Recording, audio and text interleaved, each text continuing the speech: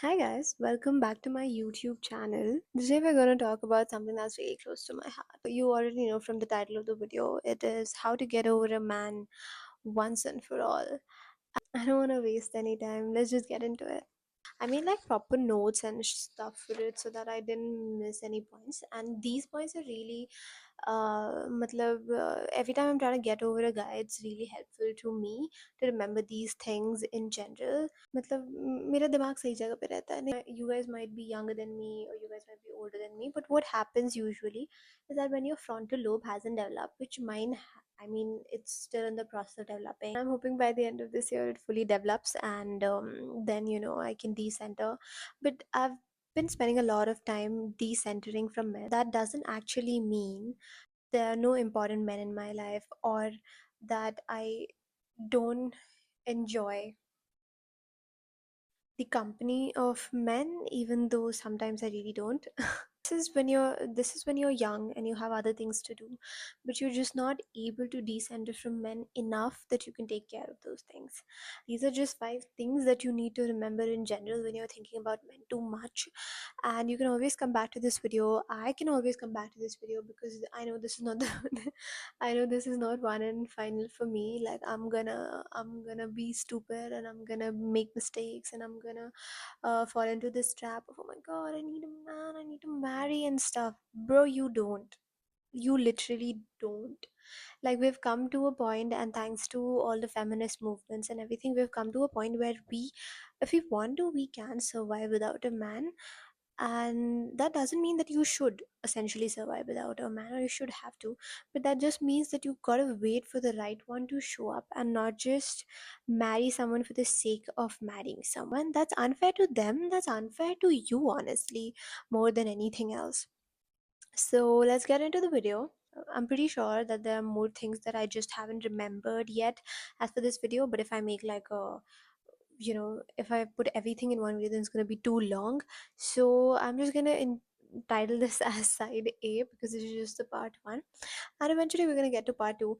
So stick around for that if you want. And if you're excited for this video, please like the video and share it with someone who's a pati paglu, or maybe it benefits them, maybe it causes a few breakups to happen, and that's that's completely fine. No, guys, do not break up with men for no reason because it puts you through a hard time.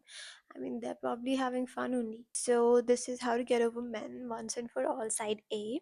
So the first thing that you need to remember is all defeat is psychological except death. What I mean by that is when we attach ourselves to an outcome, like I want a husband, or I want a boyfriend, or I want someone to love and to take care of, or I want someone to take care of me. When we attach ourselves to an outcome, like I want something, and it doesn't work out somehow, like either they fuck up or you fuck up or the timings is just not right, that doesn't work out, we get upset, we feel really lost, we feel heartbroken. Sometimes it might also feel like your life just got over, but it's not really true. You've just experienced what we call a temporary setback. A temporary setback. Like, this is the point in the story where the protagonist faces something difficult, where the protagonist goes through a detour of sort. Like, you know the story from the beginning, the protagonist has certain things planned for themselves, but then things don't go their way. Something goes wrong, or something changes in the story, and that's when everyone, including the people who are watching the movie, get scared, like, oh my god, what's going to happen now. But it's a temporary setback, it's a detour, and those are the points in the movies that essentially make or break the plot, because what you decide to do from that point onwards makes your story. And this is essentially the point in your life and everyone else's life, that they get to know themselves again, they get to find themselves again. Like, instead of focusing on the other person, you get to know yourself again, you get to bring attention to what you like and what you want to do. and the things that you're passionate about. Not to get morbid about this, but the thing is that no matter what it feels like, you might feel like your life is ending, you might feel like this is the worst thing that has ever happened to you, you might feel like this is the worst thing that could ever happen to you. But the honest truth is that your life is not over. It is just a psychological defeat. It's not a defeat in the real sense. Like, unless you're dead, I need you to understand this because it took me a while to get this too. But unless you're dead, no defeat is final. Nothing that has gone wrong is final. As long as you're alive, as long as you're still here, you can make whatever changes you want to your life. You can take it in whatever direction you want to. That's the great part of it, right? Like, you're here, I'm here, and the person who's hurt you is also here. No matter what has transpired between the two of you, as long as you're both safe and as long as you're both alive and you're happy, those little heartbreaks or those little setbacks, they don't really matter at all. So the man that you're putting that much attention in, or the man that you're giving, or the heartbreak that you're giving that much uh value to, is not really that important. Like, you haven't actually been defeated, and over it's not over until you're dead. Like, you I think that's what I'm afraid of. Like, I think, not I'm not afraid of death, but I'm afraid of the fact that, like, after death you can't do anything about anything.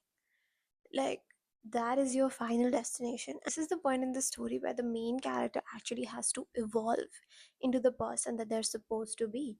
And the uncertainty of how he gets there, how he builds the plot from that point onwards, that's the exciting part. That's the part that builds up the story. So remember that all defeat is psychological except death. Second thing that I need you to remember is that you might be thinking about men too much and unnecessarily entirely. Because there was a point in my life where I used to place a lot of importance in men and relationships and finding love and finding a good partner.